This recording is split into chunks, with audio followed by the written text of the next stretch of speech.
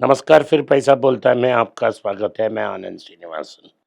आज सोने के लिए अच्छे दिन है। सोना 200 रुपया ऊपर उठ गया, 12,250 रुपया तक पहुंच गया। रुपया के लिए बुरी दिन है। रुपया 90.57 तक पहुंच गया।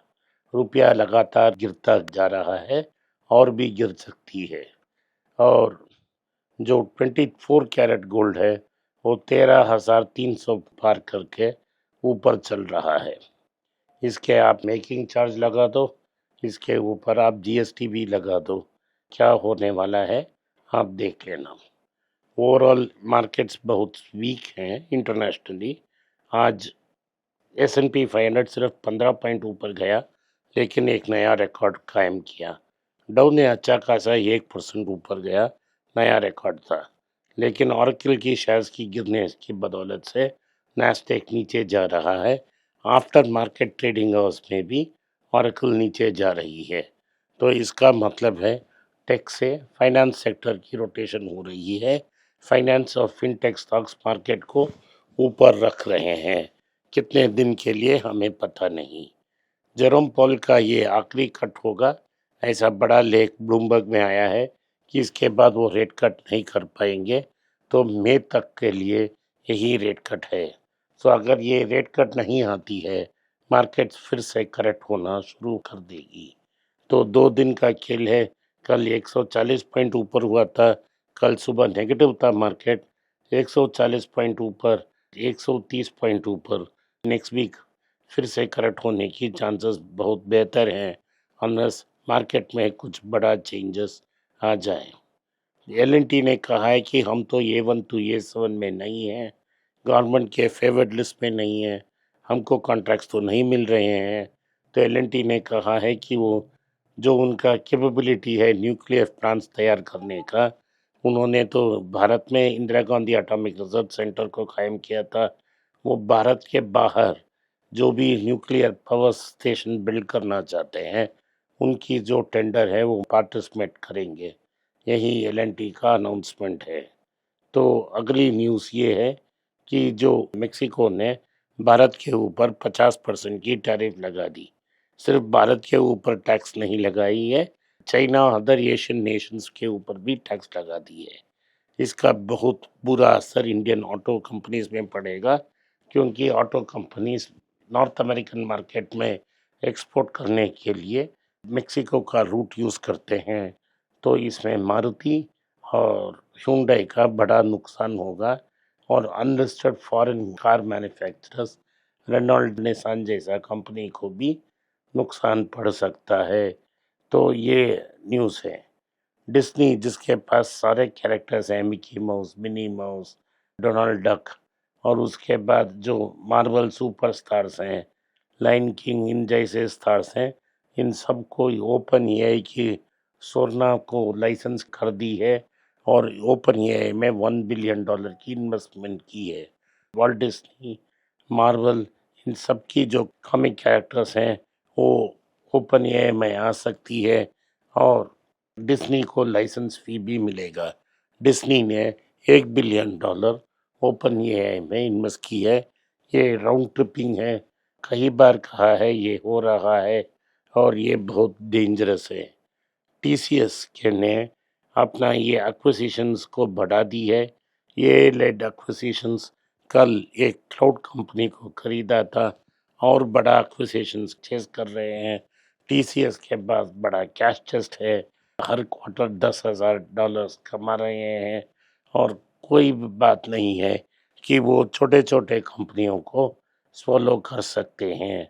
नोवो नॉर्डिस्क ने दिल्ली हाई कोर्ट की जो जजमेंट थी, जिससे डॉक्टर रेड्डी दूसरे देशों में एक्सपोर्ट कर सकती है जहां पेटेंट एक्सपायर हो गई है, इसके अगेंस्ट अपील करने का निर्णय ले ली है।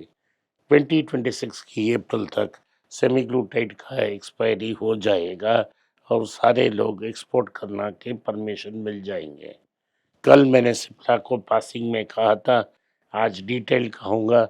सिप्ला की न्यूज़ ये है कि वो मोंजोरो को दूसरी नाम से ड्रग को लॉन्च कर दी है। ये मोंजोरो ड्रग ही है और ये सिप्ला पहला होम ग्रोन प्लेयर है जो एक एलईडी की सेमी ग्लूटेड प्रोडक्ट को लॉन्च कर रही है। तो अगला न्यूज़ ये है कि रिलायंस ने ये कहा है कि रिलायंस रिटेल की वो प्लानिंग कर रहे हैं और उसे ठीक ठाक करने में 3 साल और लगेंगे। फ्लिपकार्ट से नए लोग लाए हैं, तो बेसिकली वो कह रहे हैं 3 साल की तैयारी के बाद ही रिटेल आईपीओ होगा। इसका साफ मतलब है जो रिटेल आईपीओ को लोग एक्सपेक्ट कर रहे थे वो उतना जल्दी नहीं आने वाला है और वो आने वाले में बहुत टाइम लगेगा, 3 साल की टाइम लगेगा। उसके बारे में सोचने का कोई फ़ायदा नहीं है। रिलायंस के बारे में हम बात कर रहे हैं। रिलायंस इंफ्रा में बड़ा प्रॉब्लम है।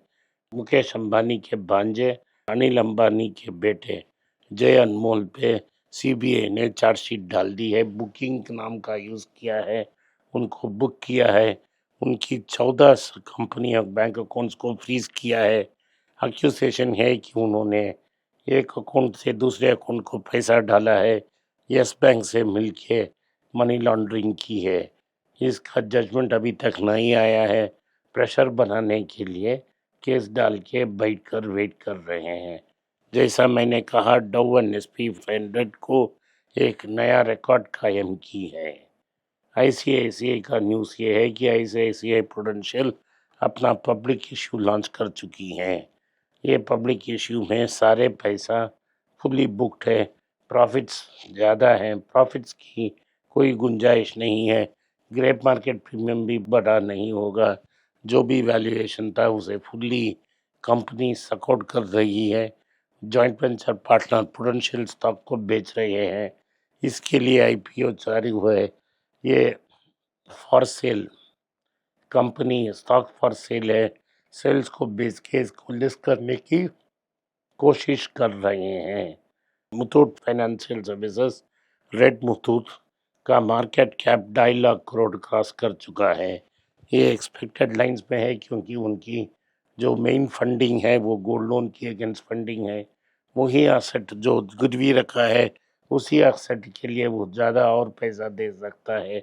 तो बात सीधी है कि मुथूट फाइनेंस की बिजनेस और बढ़ेगी क्योंकि उसी एसेट के लिए ज़्यादा पैसा मिल जाएगा।